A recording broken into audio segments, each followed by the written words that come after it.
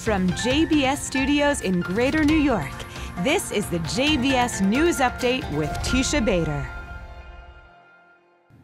I'm Teisha Bader with the JBS News Update for Monday, July the 12th, 2021. Israel today approved a COVID-19 booster shot for immunocompromised adults, the first country in the world reportedly to do so.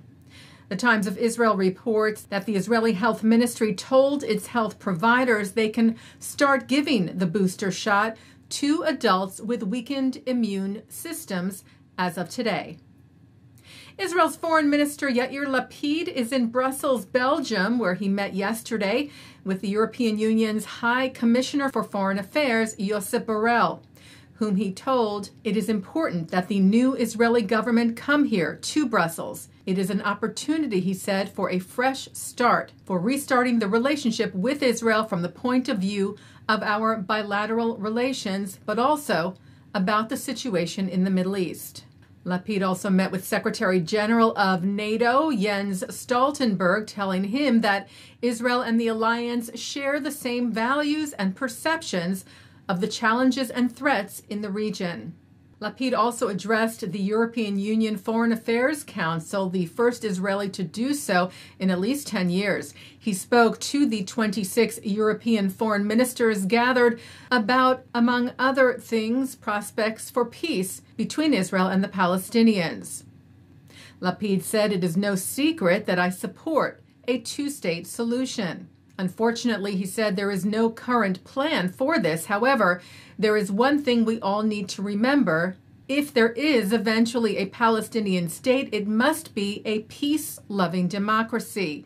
We cannot be asked to take part in the building of another threat to our lives.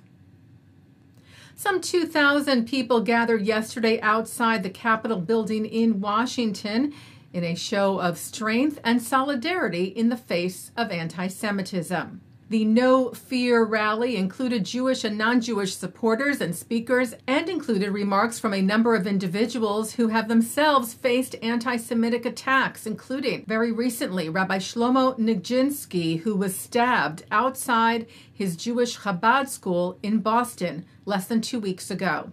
Nijinsky told the crowd he was born in the Soviet Union, where he experienced terrible anti-Semitism.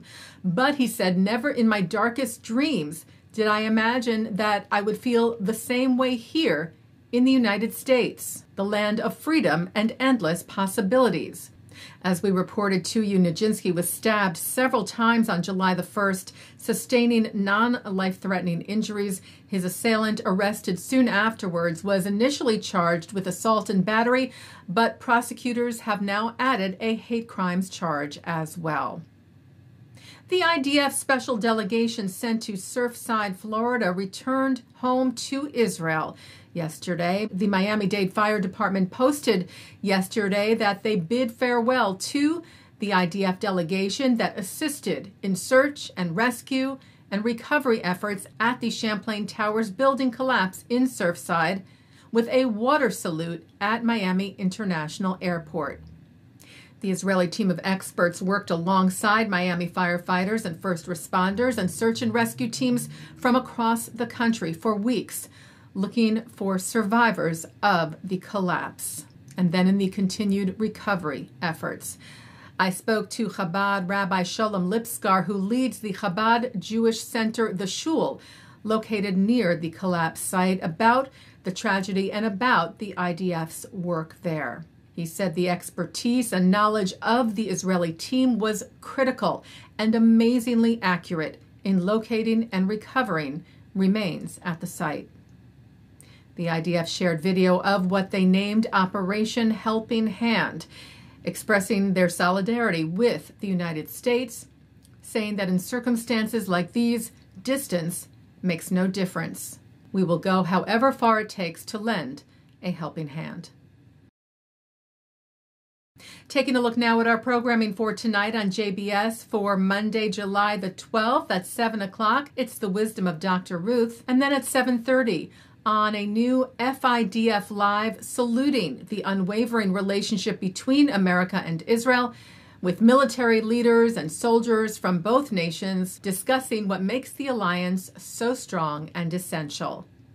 At 8, the Foreign Minister of Bahrain talks about the Bahrain-Israel relationship and peace in the Middle East.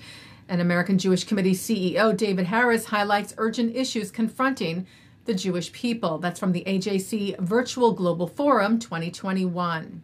At 9, Mark Golub speaks with Richard Haass, president of the Council on Foreign Relations, who discusses the Israeli-Palestinian conflict. At 10, New York clergy Reverend Bregman, Rabbi Kula, Rabbi Spodek, and educator Sharon Thomas discuss the essential question of Jewish identity with Rabbi Peter J. Rubenstein in a Shababa Network Summit program of the 92nd Street Y. And coming up next, it's Good Week, Israel. And that's the JBS News Update for Monday, July the 12th, 2021. I'm Teisha Bader. Stay healthy, stay well.